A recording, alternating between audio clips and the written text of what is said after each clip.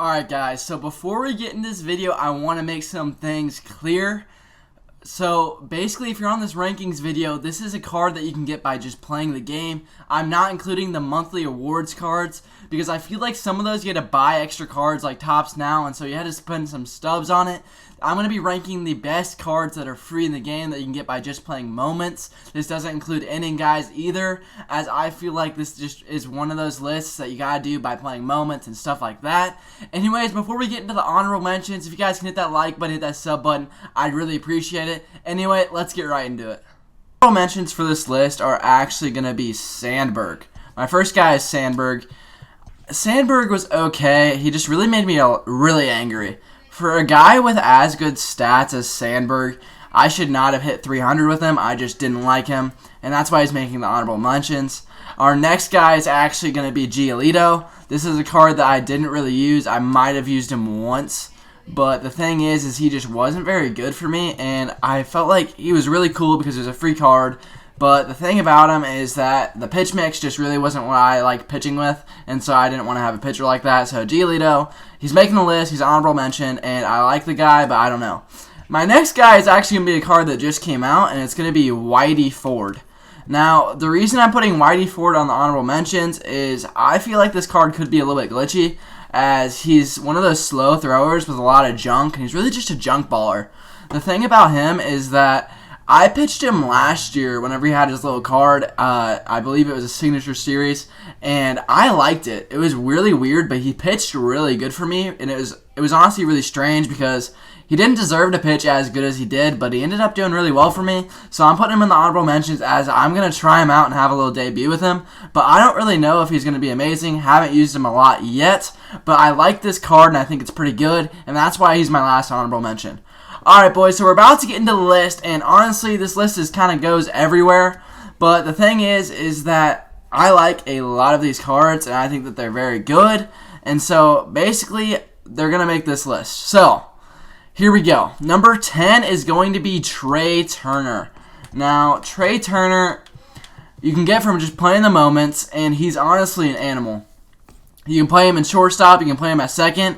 He's got pretty good pop, and the thing about him is that he's got 99 speed, and he's got 89 fielding. It's not quite diamond defense, but he plays good defense.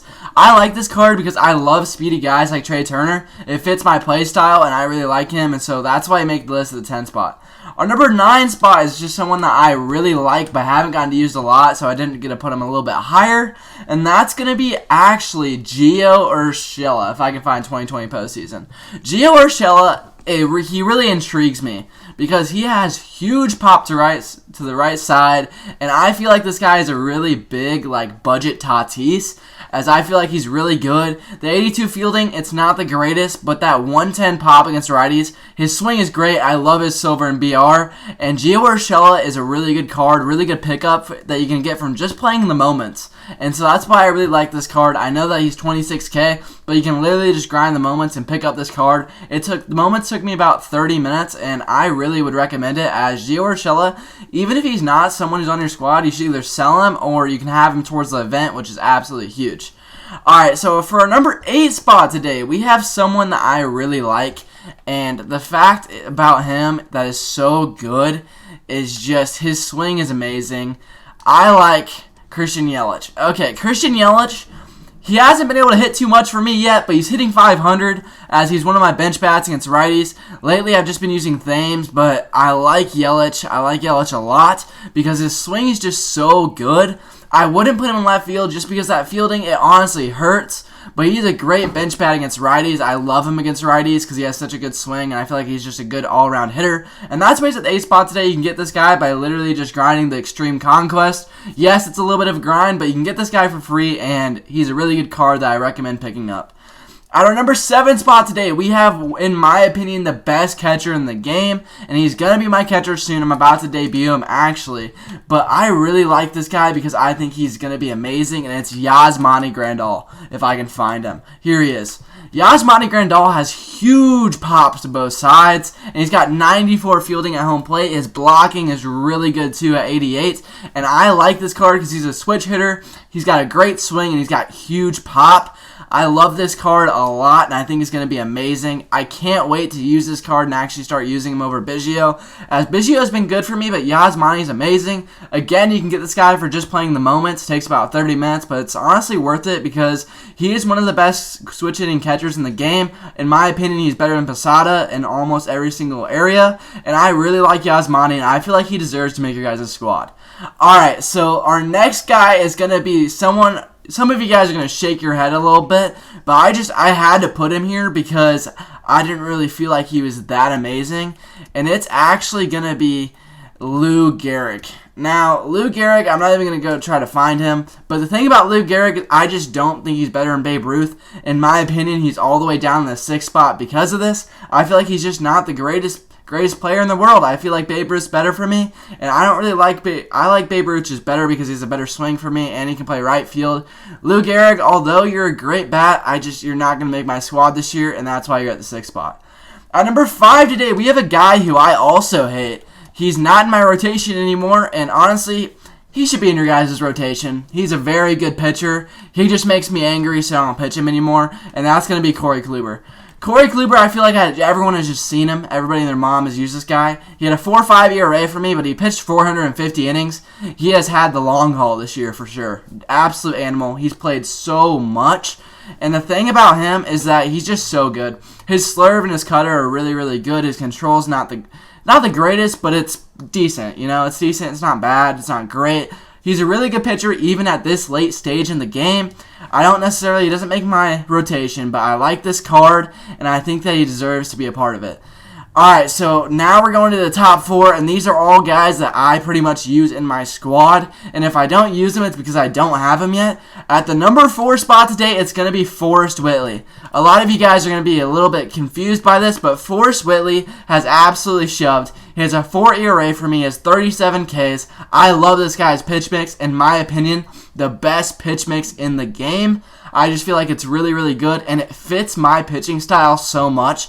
So that's why I put him up this high, as I feel like Forrest Whitley just does so good. And the thing about Forrest Whitley is he's just so all-around amazing, and I really like this card because he's just so all-around good, and his Ks per 9, his hits per 9 are good. He's got good home runs per 9. I love this card, and that's why he's at the 4 spot today. At number 3 today, we probably have the best pitcher, or one of the best pitchers in the game, and that is going to be Bob Gibson. I don't have Bob Gibson yet. I know I'm slacking. I will literally have him by the end of the day. I just got home, so I had a long drive, and he came out yesterday. But I'm going to be grinding this Bob Gibson as he looks absolutely insane. Look at this guy's card. He was so good last year. Bob Gibson, one of the best pitchers ever. Definitely the best Cardinals pitcher, in my opinion, ever to touch the game out of the Cardinals. He's just so good. He was amazing last year. Absolutely amazing. 109 hits per 9, 105 Ks per 9, 96 home runs per 9. He throws Ched. He's going to be throwing 101. He's got a different sinker. I don't know if he has outlier. Yeah, he doesn't, but it doesn't really matter. He's an absolute animal. His slider is disgusting, and he's got a sinker, he's got a curveball and a changeup. I love this card. He's going to be amazing for me. That's why he's at the 3 spot. He might even be the best pitcher in the game. I just haven't used him enough to be able to say that he is the GOAT yet, and so that's why I can't put him at the best pitcher out of the spot, but I really like this card. At number 2 today, we have someone who's absolutely great too, and I love him. I just love Babe Ruth. A lot of people hate this card. But the thing about me is he's hitting 340. He's got 30 tanks for me.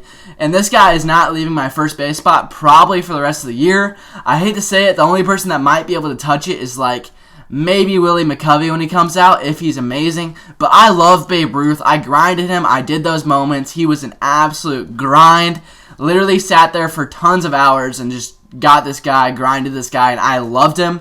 Babe Ruth is just a really good card, and I love him a lot, and so I had to put him that high on the list because, honestly, I think he's really good, and I love this card. He's done so great for me, and that's why he's at the 2 spot today. Now we've got our final pick, and man, is this a good card. I just love him so much. He does so good for me, and that's going to be Nate Pearson. I grinded for this card. I did the Conquest, and I did the Showdown. This guy is shoved for me. In 42 innings, he has a 2.3 ERA.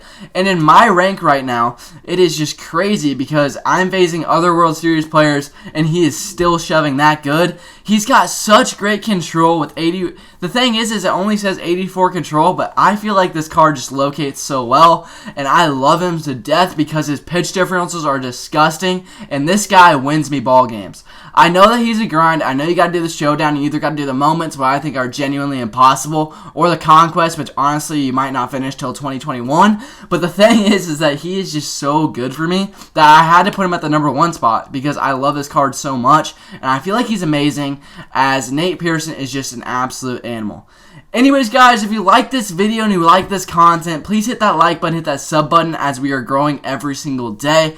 I really appreciate you for spending your time to watch my video. Anyways, I'll catch you guys in the next one.